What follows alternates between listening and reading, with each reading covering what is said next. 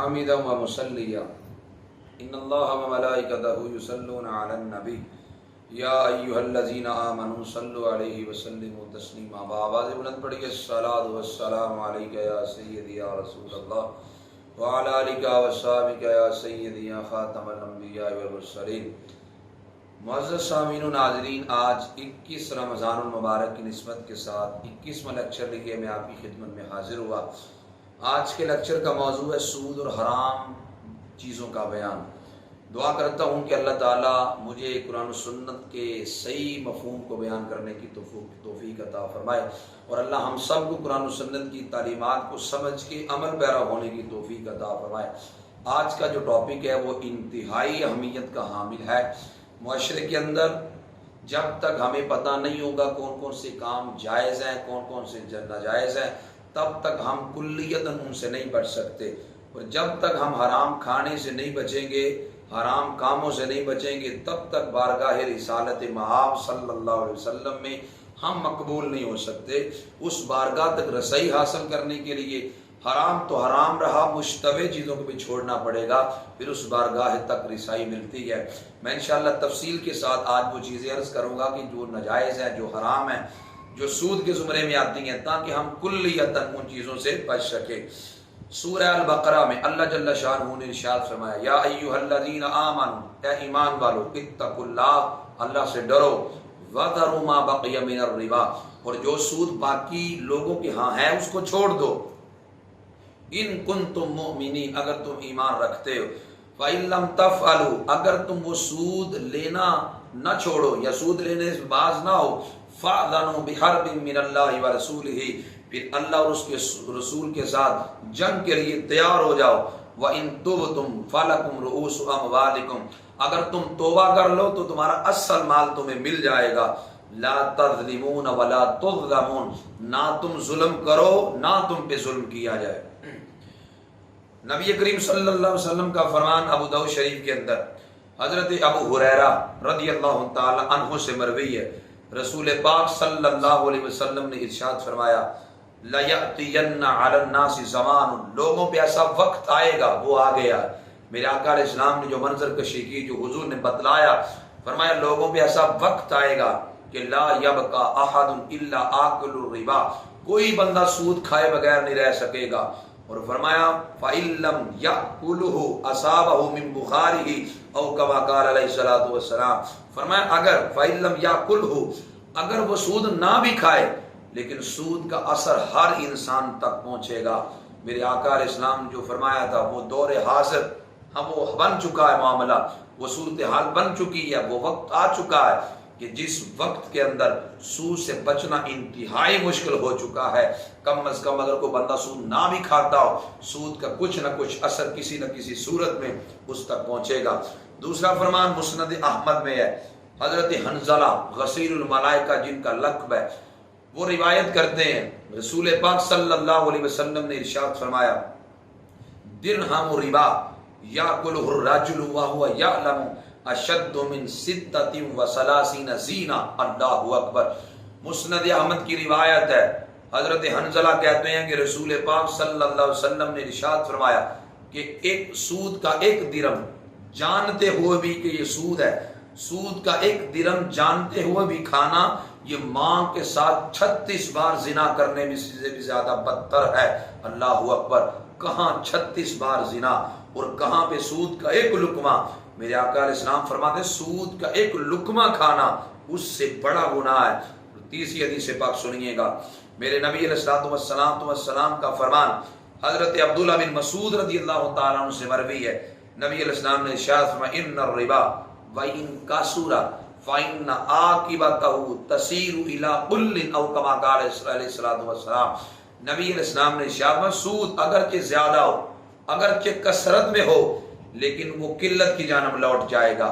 حرام مال میں برکت نہیں ہوتی، مال حرام میں برکت ہو ہی نہیں سکتی، یہ تو مسلمہ بات ہے. حلال مال میں اللہ نے برکت کو رکھا ہے.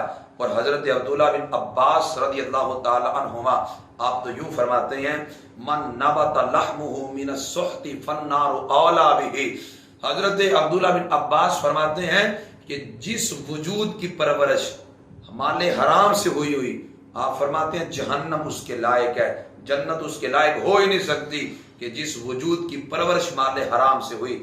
اور پانچواں فرمان حضرت انس بن مالک رضی اللہ تعالی عنہ سے مروی ہے، نبی علیہ السلام نے ارشاد فرمایا اذا اقرض الرجل فلا یاخذ ہدیۃ او کما قال علیہ السلام۔ حضور علیہ السلام نے فرمایا جب تم کسی کو قرض دو تو پھر اس کا ہدیہ، اس کا تحفہ قبول نہ کرو۔ ہو سکتا ہے کہ وہ قرض پہ تمہیں نفع دیتا ہو، تو قرض پہ نفع سود ہوتا ہے۔ اس لیے فقہا فرماتے ہیں کہ اگر آپ نے جس بندے کو قرضہ دیا ہے اور وہ بدلے میں آپ کو تحفہ دیتا ہے، اگر تو تحفہ دینا اس کی عادت جاریہ ہے، یعنی پہلے بھی تحفے دیتا رہتا ہے، اگر تو پہلے بھی تحائف دیتا ہے، اب بھی اس نے تحفہ دیا تو قبول کر لینا جائز ہے۔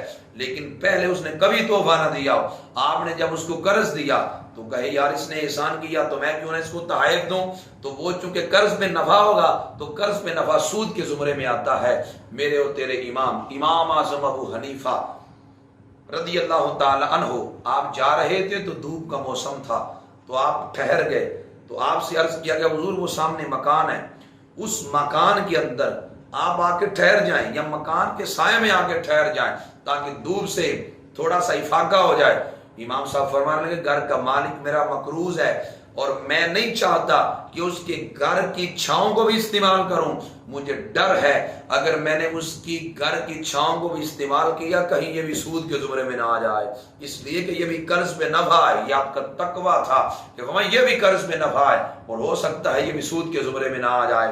اور پھر اگلا نبی علیہ السلام کا فرمان مسند احمد میں ہے، نبی علیہ السلام نے فرمایا جو بندہ 10 درہم کا لباس پہنے، غور کریں جو لوگ حلال و حرام کی تمیز نہیں کرتے، بس کہتے ہیں پیسہ آنا چاہیے جیسے بھی آتا ہے، نبی علیہ السلام نے ارشاد فرمایا کہ جو بندہ 10 درہم کا لباس پہنے، 9 درہم حلال کے ہو، 1 درہم حرام کا ہو، اور وہ 10 درہم کا لباس پہن کے جتنی نمازیں پڑھے گا اللہ 1 نماز بھی قبول نہیں کرے گا۔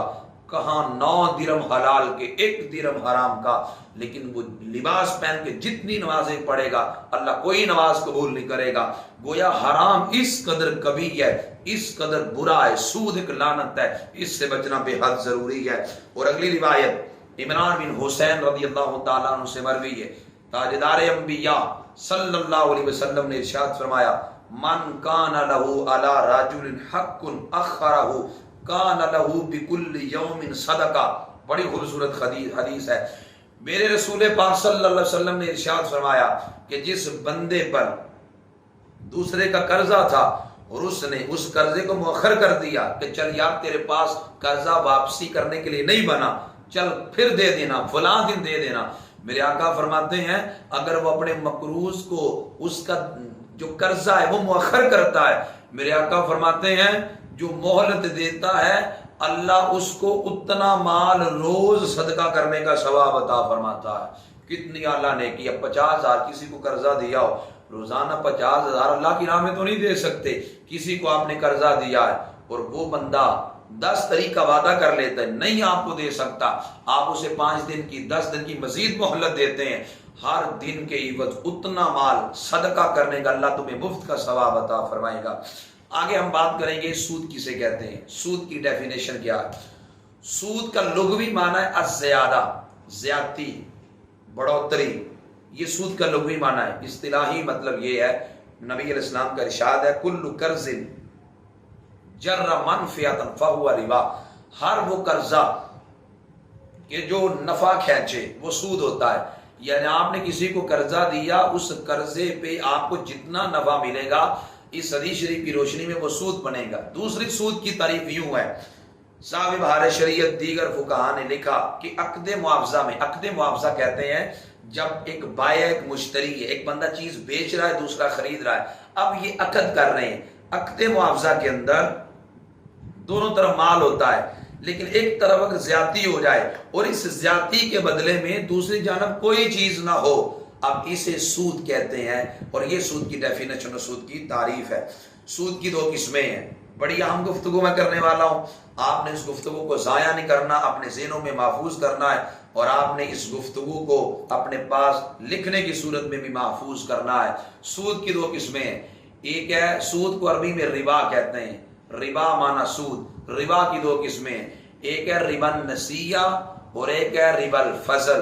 ربا النسیہ کی تعریف حضرت امام رازی رحمت اللہ تعالی علیہ یوں فرماتے ہیں، اور یہ زمانہ جاہلیت میں ربا النسیہ رائج تھا۔ افسوس کا مقام یہ ہے اس وقت ہمارے ملک کے اندر بھی یہ ربا النسیہ بڑی کثرت کے ساتھ پایا جاتا ہے۔ میں اب اس کی صورت عرض کرتا ہوں۔ امام راضی کہتے ہیں ربا النسیہ کی صورت یہ تھی زمانہ جاہلیت میں، جب کوئی بندہ کسی سے قرض لینے کے لیے آتا تو قرض خواہ دوسرے بندے کو قرضہ دیتا اور اسے کہتا کہ آپ نے اس قرض کے بدلے میں روزانہ کی بنیاد پر اتنی رقم، مخصوص رقم کر لے، اتنی رقم بطور سود دینی ہے روزانہ کی بنیاد پہ، اور اصل قرض وہ واجب الادا ہے، وہ اسی جگہ پہ کھڑا ہے، وہ مقروض نے دینا ہی دینا ہے، لیکن روزانہ کی بنیاد پہ اصل مال پہ جو سود ہے وہ اس کو دینا پڑے گا، اور جب اس کا وعدہ آ جائے کہ اس نے اپنی دی رقم واپس کرنی ہے، جس وقت وہ وقت آئے مقروض سے پیسے نہ بن پائیں، وہ اپنی قرض خواہ کو کہے کہ پیسے مجھ سے نہیں بنے۔ اب کیا ہوتا تھا، جس نے قرضہ دیا ہوتا وہ مدت میں بھی اضافہ کر دیتا، سود کی رقم میں بھی اضافہ کر دیتا، اور پھر سود کی رقم بڑھ جاتی، اصل رقم ابھی تک ادھر ہی کھڑی ہوتی تھی۔ اسے کہتے ہیں ربا النسیہ، اور اسے ربا القرآن بھی کہتے ہیں، یعنی یہ ایسا سود ہے اس کو قرآن نے حرام قرار دیا ہے، اور یہ زمانہ جاہلیت میں پایا جاتا تھا، لیکن دور حاضر کے اندر بھی یہ کثرت کے ساتھ یہ سود کی صورت بھی پائی جاتی ہے۔ اور دوسری جو سود کی قسم ہے وہ ہے ربا الفضل۔ ربا الفضل کو ربا الحدیث بھی کہتے ہیں۔ ربا الفضل کا مطلب یہ ہے کہ دو شرطیں پائی جائیں، یعنی قدر بھی ہو، میں بھی آگے تشریح عرض کروں گا، قدر اور جنس دو شرطیں پائی جائیں، سودا نقدن نقد ہو یعنی ہاتھوں ہاتھ ہو، اور ایک جانب سے بھی زیادتی ہو جائے گی تو یہ ربا الفضل ہے۔ اس کو ربا الحدیث بھی کہتے ہیں، یعنی قرآن مقدس کے اندر پہلے سود کو ربا النسیہ کو حرام کیا گیا، اور اس ربا الفضل کو نبی علیہ الصلوۃ والسلام نے حرام قرار دیا۔ اب اس کی چار صورتیں میں آسانی کے لیے وہ چار صورتیں عرض کر دیتا ہوں تاکہ آسانی کے ساتھ آپ کو پتہ چل جائے کہ کس چیز میں سود بنتا ہے، کس چیز میں سود نہیں بنتا۔ اس کی چار صورتیں ہیں، آپ اس کو لکھ لیں، اچھی طرح غور سے اس کو سن لیں۔ پہلی صورت یہ ہے کہ ابتدان کی بات سن لیں پہلے کہ کسی بھی چیز میں سود ہونے کے لیے دو شرطوں کا پایا جانا ضروری ہے، ایک ہے قدر اور ایک ہے جنس۔ قدر کا مطلب ہے وہ چیز تولی جائے یا ماپی جائے، یہ قدر کا مطلب ہے، اور جنس کا مطلب ہے سونا سونا جنس ہے، چاندی چاندی جنس ہے، روپیہ روپیہ جنس ہے، گندم گندم جنس ہے، یہ تمام جنسیں ہیں۔ قدر اور جنس دو شرطیں پائی جائیں اور ایک طرف سے جب زیادتی ہو جائے تو یہ سود بن جاتا ہے۔ اب چار صورتیں غور کریے گا، قدر اور جنس ہو یعنی چیز یا تو تولی جائے یا ماپی جائے، اور جنس بھی ایک ہو۔ اب اس کی مثال اور برابر برابر ہو اس صورت کے اندر، یعنی قدر بھی ہو جنس بھی ہو، برابر برابر نقدن دینا جائز ہے، لینا جائز ہے، لیکن ادھار اس صورت میں حرام ہے۔ مثال کے طور پر گندم کے بدلے میں گندم ہے، یہاں بھی ایک من گندم ہے، یہاں بھی ایک من گندم ہے، ایک بندہ دے رہا ہے ایک لے رہا ہے، ہاتھوں ہاتھ سودا ہو رہا ہے، نقد سودا، یہ جائز ہے، بالکل جائز ہے، لیکن ادھار حرام ہے، یعنی ایک نقد دے رہا ہے اور ایک ادھار کی صورت میں اگر ہوگا تو یہ حرام ہے۔ دوسری صورت یہ ہے قدر ہو جنس نہ ہو۔ قدر کا مطلب یعنی وہ چیز تولی جائے یا ماپی جائے، قدر ہے جنس نہیں ہے۔ مثال کے طور پر گندم کے بدلے جو، میرے پاس ایک من گندم ہے اور آپ کے پاس ایک من جو ہے، تو میں کہتا ہوں ایک من گندم لے لے اور ایک من جو مجھے دے دے، اور یہ نقدن بھی سودا کریں گے جو ہے نا وہ نقدن سودا، مثال قدر ہو لیکن جنس نہ ہو، جیسے گندم کے بدلے میں جو، تو نقد کمی بیشی جائز ہے، اس لیے کہ جنس ایک نہیں ہے، جنس بدل گئی۔ اب میں کہتا ہوں کہ من میرے پاس گندم ہے وہ لے لیں اور من جو مجھے دے دیں، تو یہ نقدن سودا جب ہو رہا ہے جائز ہے۔ کیوں؟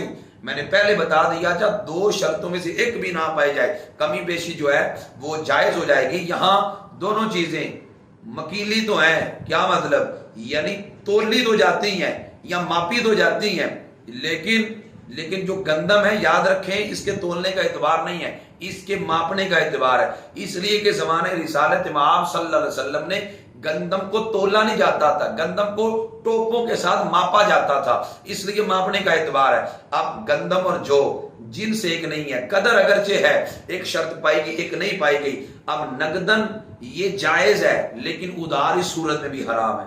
تیسری صورت سنیے گا، جنس ہو مگر قدر نہ ہو، مثال کے طور پر بکری کے بدلے بکری، اب یہاں پہ جنس تو ایک ہے، یہاں بھی بکری ہے وہاں بھی بکری ہے، جنس ایک ہے، قدر نہیں ہے۔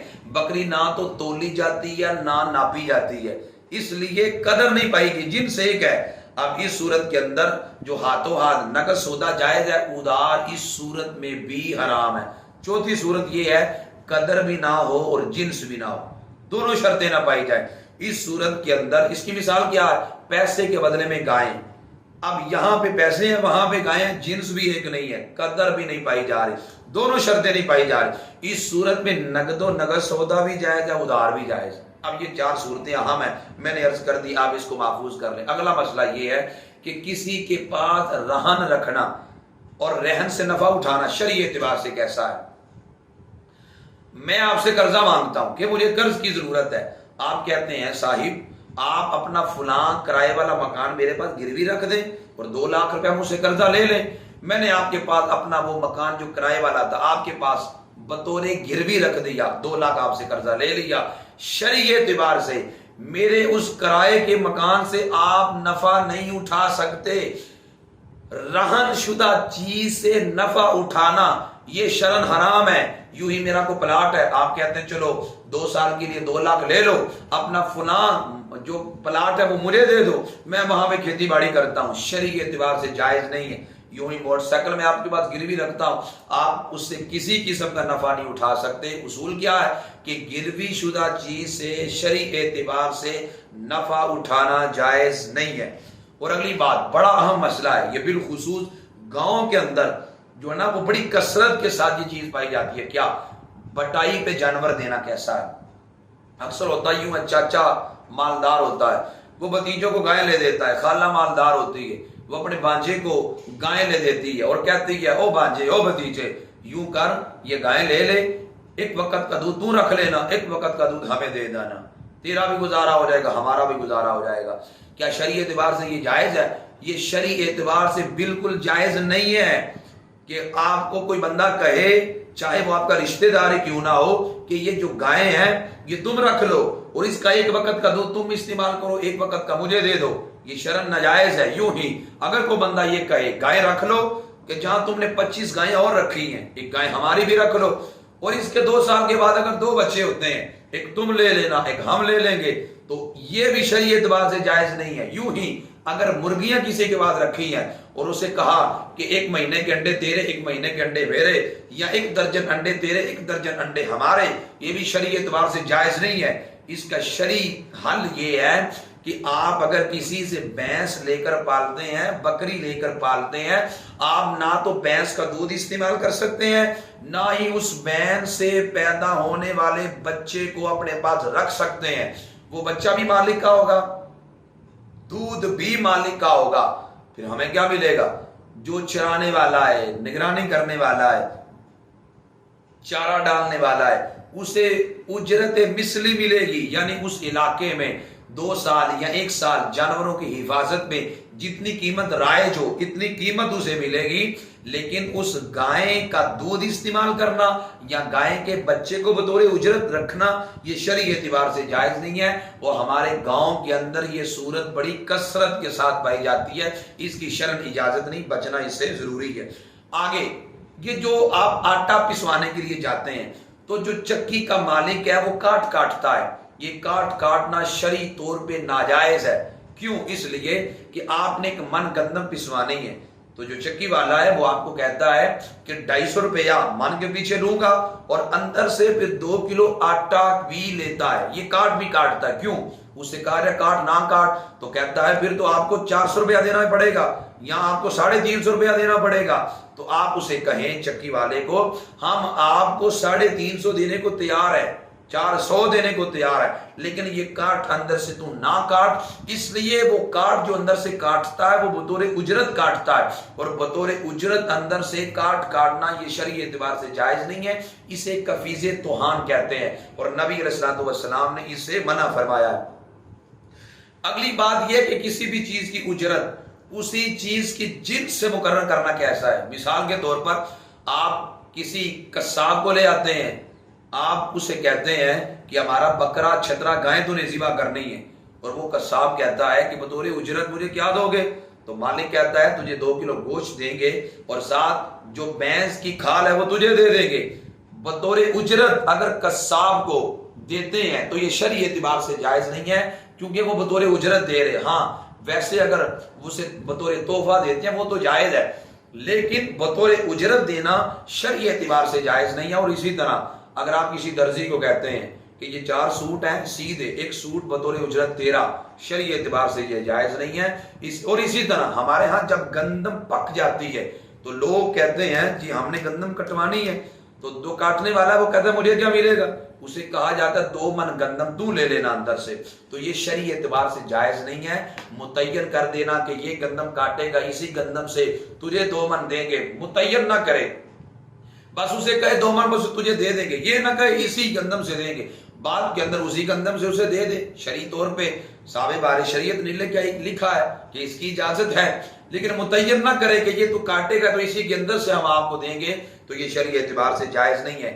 اور اگلی بات یہ ہے بیانہ کی جو رقم ہوتی ہے اس پر قبضہ کر لینا، یہ کیسا ہے؟ ہوتا یوں ہے کہ ایک بندے نے مکان خریدنا ہے، دکان خریدنی ہے، پلاٹ خریدنا ہے، وہ کسی کو 1,00,000 بیانہ دیتا ہے اور کہتا ہے کہ بقیہ رقم میں فلاں دن آپ کو دوں گا، خدا نہ خواستہ 1000 مجبوریاں بن جاتی ہیں، وہ رقم کا انتظام نہیں کر سکتا۔ مالک مکان کو، پلاٹ کے مالک کو کہتا ہے بھائی رقم نہیں بن سکی تو لہذا میرا بیانہ واپس کر دیں، تو اب سامنے سے جواب ملتا ہے بیانہ تو واپس ہم نہیں کریں گے۔ وہ بیانہ گیا مارکیٹ کے اندر، یہ اصول رائج کر دیا گیا، شرعی اعتبار سے یہ جائز نہیں ہے، بیانہ کی رقم پہ قبضہ کرنا جائز نہیں۔ اگر وہ بندہ کہتا ہے کہ میں بے ختم کرتا ہوں، اس کو اس کی رقم واپس کی جائے۔ میرے آقا علیہ السلام کا فرمان کتنا خوبصورت ہے، میرے رسول پاک صلی اللہ علیہ وسلم ارشاد فرماتے ہیں کہ جو کسی نادم کی بے کو ختم کرے گا اللہ قیامت کے دن اس کی بہت ساری غلطیوں کو معاف کرے گا۔ اس لیے اگر کوئی بندہ منت سماجت کرتا ہے کہ میرا بیانہ واپس کر دو، شرعی اعتبار سے کرنا ضروری ہے۔ اگلی بات یہ ہے، اکثر لوگ باہر وزٹ ویزے پہ جاتے ہیں، وہاں پہ جا کے وزٹ ویزا جب ختم ہوتا ہے تو وہیں پہ فرار ہو جاتے ہیں، کسی کمپنی میں گھس گئے، وہیں پہ کام کرنے لگ پڑے۔ شرعی اعتبار سے یہ کیسا ہے؟ یہ بالکل جائز نہیں ہے، اس لیے کہ یہ اپنے آپ کو ذلت کی جگہ پہ پیش کرنے کے مترادف ہے، اور شریعت کہتی ہے کہ اپنے آپ کو ذلت کی جگہ پہ پیش نہ کرے، پکڑے گئے جیل جانا پڑے گا، جرمانہ ہوگا، تو یہ ذلت ہے مسلمان کی، اس لیے شریعت اس کی اجازت نہیں۔ اور اگلی بات یہ کہ درزی کو جب کپڑے آپ نے دیے سینے کے لیے، اس کپڑے کا جو کچھ حصہ بچ جاتا ہے، ہمارے ہاں اکثر درزی اس کپڑے کو پاس رکھ لیتے ہیں، شاید وہ یہ سمجھتے ہیں کہ ہمارا حق ہے کہ اب یہ کپڑا ہمارا ہی ہے، ہم اس کے مالک ہیں۔ شرعی اعتبار سے درزیوں کے لیے کپڑے سے جو حصہ بچ جاتا ہے اسے رکھنا جائز نہیں ہے، مالک کی اجازت لینا ضروری ہے۔ اگر مالک اجازت دے تو فاویہ، اجازت نہ دے اسے واپس کرنا درزیوں کے لیے ضروری ہے۔ اور اگلی بات یہ کہ نرخ پہ نرخ بڑھانا، یہ کیسا ہے؟ سنیے گا، اکثر لوگ جو منڈیوں پہ کام کرتے ہیں اور ان کے لیے یہ مسئلہ زیادہ اہمیت کا حامل ہے۔ ایک بندہ چیز بیچ رہا ہے، دوسرا بندہ آ کر بیچنے والے بائے کو کہتا ہے اسے چیز نہ دے، یہ میں تجھ سے زیادہ رقم میں خریدتا ہوں، شرم جائز نہیں ہے۔ اور اسی طرح جو بندہ خریدار ہے، خریدار آپ کو آ کے کہے کہ یہ چیز اس سے نہ لے، میں کم قیمت میں تجھے دے دیتا ہوں، جب ان کا سودا ہو رہا ہے تو اندر آڑے کیوں آتا ہے؟ ان کا سودا ہونے دے، اور اسے آ کر لالچ دلانا میرے پاس آ جا، میں کم قیمت پہ تجھے یہی چیز دے دوں گا، شرع اس کی اجازت نہیں ہے۔ یوں ہی ایک آدمی خریدنے کا ارادہ نہیں رکھتا اور وہ خریدار کو کہتا ہے صرف ریٹ بنانے کے لیے کہ ریٹ لگ رہا ہے ایک چیز کا 500 روپیہ، اور ایک بندے کا خریدنے کا ارادہ نہیں ہے، وہ آ کے کہتا ہے کہ میں 700 کی خریدتا ہوں۔ اب وہ جو 500 والا کہتا ہے یار اس نے 700 ریٹ لگا دیا تو مجھے 750 لگانا چاہیے، میں خرید لیتا ہوں۔ اب وہ بندہ 700 ریٹ اس لیے لگا رہا ہے کہ یہ بندہ خود بخود ریٹ بڑھا دے، تو یہ ارادتاً اس بندے کو نقصان پہنچانا ہے، اس لیے یہ صورتیں حرام کی صورتیں ہیں۔ اور چیز کو نیلام کرنا کیسا ہے؟ چیز کو نیلام کرنے پر ائمہ اربعہ نے جواز کا قول کیا ہے۔ مثال کے طور پر جامع ترمذی کی حدیث بطور دلیل پیش کرتے ہیں، نبی علیہ السلام نے ایک چادر کو، اور ایک روایت میں ایک پیالے کا ذکر بھی ملتا ہے، حضور نے فرمایا کون خریدے گا؟ ایک بندے نے کہا جی میں 1 درہم کا خریدوں گا۔ نبی علیہ السلام نے فرمایا اور کون ہے جو اس سے زیادہ رقم کا خریدے گا؟ ایک شخص نے کیا کہا میں 2 درہم کا خریدتا ہوں۔ نبی علیہ السلام نے 2 درہم کا اس کو دے دیا، تو یہ چیز کو نیلام کیا۔ اگر کوئی بندہ ریٹ بڑھاتا ہے اس نیت سے کہ خریدنے کا ارادہ رکھتا ہے تو یہ بالکل شرعاً جائز ہے۔ اگر خریدنے کا ارادہ نہیں رکھتا اور صرف ریٹ بڑھانے کے لیے وہ ریٹ زیادہ لگا دیتا ہے تو یہ دوسرے کو نقصان پہنچانا ہے، شرعی اس کی اجازت نہیں ہے۔ اگلی بات یہ ہے کہ مارکیٹ میں جو لوگ کام کرتے ہیں یا جن کی پرچون کی دکانیں ہیں یا جو لوگ پھیری کرتے ہیں، نفع کتنا لینا جائز ہے؟ کیا شریعت میں نفع کی حد مقرر ہے کہ نہیں؟ اور ہمارے ہاں تو اکثر ایک جملہ بولا جاتا ہے، کہا جاتا ہے کہ نفع اتنا لو جتنا آٹے میں نمک ہے۔ پتہ نہیں لوگ اپنے اعتبار سے مفتی بن جاتے ہیں، جو من میں بات آتی ہے وہ فتویٰ دے دیتے ہیں۔ یاد رکھیں میرے نبی علیہ السلام نے ارشاد فرمایا کہ جو بندہ علم کے بغیر فتویٰ دے، میرے حضور فرماتے ہیں اس پر فرشتے بھی لعنت کرتے ہیں۔ یہ ہر بندے کا حق تھوڑی ہے یہ اٹھ کر فتویٰ دینا شروع کر دے کہ نفع کی حد بندی کیا ہے۔ شرعی اعتبار سے نفع کی حد نہیں ہے۔ یاد رکھیں کچھ شرائط ہیں، اگر وہ شرائط ہوں تو آپ جتنا مرضی نفع لے سکتے ہیں۔ پہلی شرط یہ حکومتی اعتبار سے اس چیز کا ریٹ متعین نہ ہو۔ اگر حکومتی اعتبار سے ریٹ متعین ہے، آپ اس ریٹ سے بڑھ کے بیچیں گے تو پھر آپ کو یا تو جھوٹ بولنا پڑے گا یا پھر آپ کو جیل جانا پڑے گا، اور اس لیے رشوت لگانی پڑے گی، تو یہ چیز جائز نہیں ہے۔ نمبر 2، آپ وہ چیز بیچتے جھوٹ نہ بولیں۔ آپ یوں نہ کہیں کہ میں تجھے 500 کا کپڑا کیسے دے دوں، مجھے تو خود جو ہے جو نا 500 کا نہیں پڑا، 500 کا زیادہ کا پڑا ہے، 550 کو میری اپنی خرید ہے، آپ کو 500 کا کیسے دے دوں؟ حالانکہ اس کی اپنی خرید 300 کی ہوتی ہے، 400 کی ہوتی ہے، جھوٹ بول رہا ہوتا ہے۔ جھوٹ نہ بولے۔ نمبر 3، وہ دھوکہ نہ دے۔ دھوکے کا مطلب کیا ہے؟ یہ نہ کہے کہ یہ اس کی جو ہے نا وہ ویلیو بڑی اعلیٰ ہے، یہ چیز اہمیت کی حامل ہے، یہ زیادہ اچھی چیز ہے، اس لیے حالانکہ وہ زیادہ اچھی نہیں ہے، نارمل ہے، لیکن وہ زیادہ اچھی کر کے بیچ رہا ہے، یہ دھوکہ ہے۔ اگر یہ شرائط ہوں، مثال جھوٹ نہ بولے، دھوکہ نہ دے، حکومت کی جانب سے کسی چیز کا ریٹ متعین نہ ہو، اس صورت کے اندر جتنا چاہے کو بندہ نفع لے، یہ جائز ہے۔ اعلیٰ حضرت عظیم البرکت مجدد دین و ملت الشاہ امام احمد رضا رحمت اللہ تعالی علیہ، آپ تو فرماتے ہیں اگر کوئی چیز عام بازار میں ملتی ہے اور کوئی بندہ خالی کاغذ 1000 کا بھی بیچتا ہے تو یہ بھی جائز ہے۔ شرعی اعتبار سے وہ جتنا مرضی نفع لے سکتا ہے، جبکہ یہ شرائط پائی جائیں۔ کیا کیا؟ جھوٹ نہ بولے، وہ کسی کو دھوکہ نہ دے، حکومتی اعتبار سے ریٹ متعین نہ ہو، اور وہ چیز عام بازار میں ملتی ہو، اس صورت میں جتنا مرضی وہ ریٹ لگائے، شرعاً اس کی کوئی حد بندی نہیں ہے۔ اور اگلی بات یہ ہے بینک سے سود لینا، قرضہ لینا، یہ کیسا ہے؟ اور یہ تو بینک سے قرضہ لینے کی لعنت معذاللہ بڑی عام ہو گئی۔ لوگ بلا وجہ بینکوں سے قرضے لیتے ہیں۔ مجبوری کیا تھی؟ مجبوری بیان کرتے ہیں۔ مجبوری کیا تھی؟ جی 4 لاکھ پڑا تھا، بیٹے کی شادی کرنی تھی اس لیے 4 لاکھ اٹھا لیا۔ بھئی یہ مجبوری؟ بیٹی کے جہیز کے لیے 2 لاکھ پڑا تھا تو 2 لاکھ اور قرضہ لے لیے، کوئی مجبوری ہے؟ جی آپ کو شریعت نے کوئی تاکید کی ہے جہیز اتنا ہی دینا ہے کہ شادی پر 10 لاکھ ہی لگانا ہے؟ آپ کو اللہ نے جتنی دولت دی ہے آپ اس لحاظ سے ارینج کریں۔ کوئی 400 بندے کا انتظام کرنا فرض واجب ہے، آپ 200 بندے کا ارینج کر لیں، 100 کا کر لیں، 50 کا کر لیں، 10 بندوں کا ارینج کر لیں، جتنی اللہ نے طاقت دی ہے آپ اتنے لوگوں کا ارینج کر کر وہ نکاح کریں۔ البتہ بینک سے قرضہ لینا، ظاہر بات ہے بینک سے جب آپ قرضہ لیں گے تو آپ کو واپس زیادہ لوٹانا پڑے گا، شرعی اعتبار سے یہ سود بنے گا، حرام بنے گا، اس سے بچنا بے حد ضروری ہے۔ اور اگلی بات، مسئلہ بڑا اہم ہے، لوگ بڑی کثرت کے ساتھ سوال کرتے ہیں قسطوں پہ چیز لینا کیسا ہے؟ قسطوں میں جو چیز لی جاتی ہے اگر اس میں کوئی اضافی شرط نہ ہو، اضافی شرط کا مطلب ہے کہ وہ جو کارپوریشن والا ہے، جو دکان والا ہے، جو قسطوں پہ چیز دینے والا ہے، وہ یہ نہ کہے کہ 10 تاریخ سے پہلے آپ نے قسط ادا کرنی ہے، اگر 10 سے پہلے قسط ادا نہ کی تو آپ کو جرمانہ ادا کرنا پڑے گا۔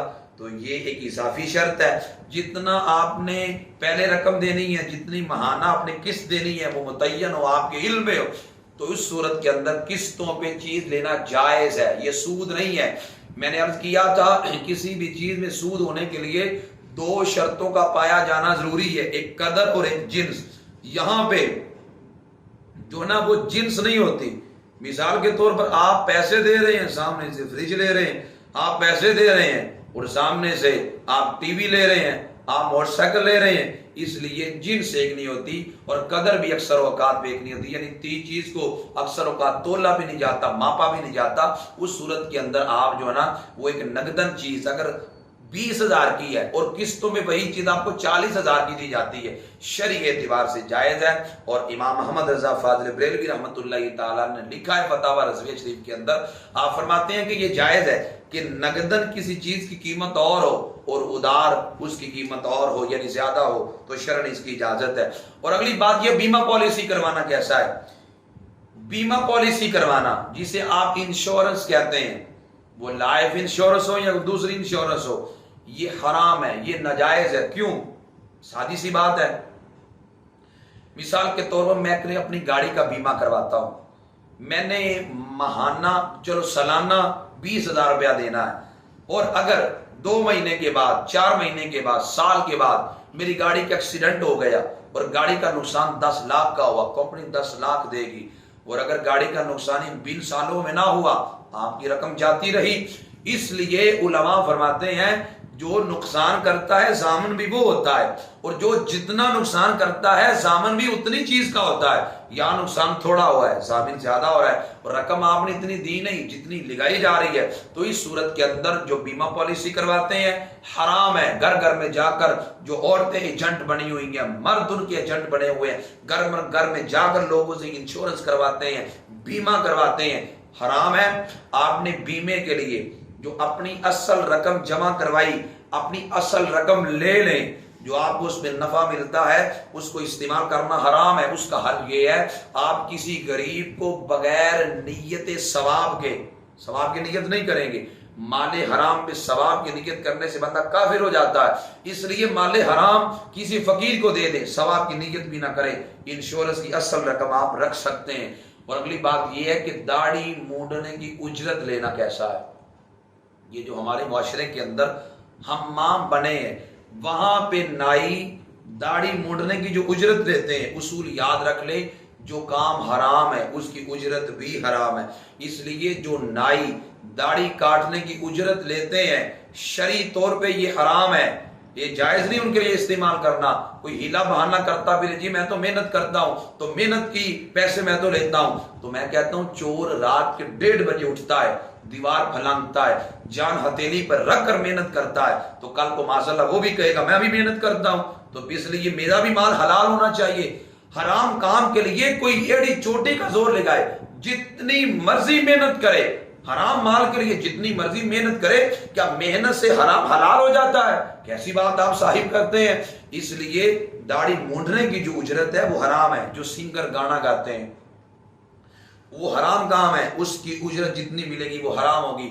شادی بیاہ کے موقع پر جو کیمرہ مین ویڈیو بنانے کے لیے جاتے ہیں اور شادی کی ویڈیو کی ایڈیٹنگ کر کے وہ دیتے ہیں، پیچھے گانے لگاتے ہیں، شرعی اعتبار سے ان کی اجرت حرام ہے، اس لیے کہ کسی کو گانے بھر کر دینا اور کسی کو فلمیں بھر کر دینا، یہ پلازوں کے اندر جتنے لوگ گانے بھر کر دیتے ہیں اور فلمیں بھر کر دیتے ہیں، اور چونکہ کسی کو گانے بھر کر دینا، فلمیں بھر کے دینا یہ حرام کام ہے، اور اس کی جو اجرت ہے وہ بھی حرام ہے۔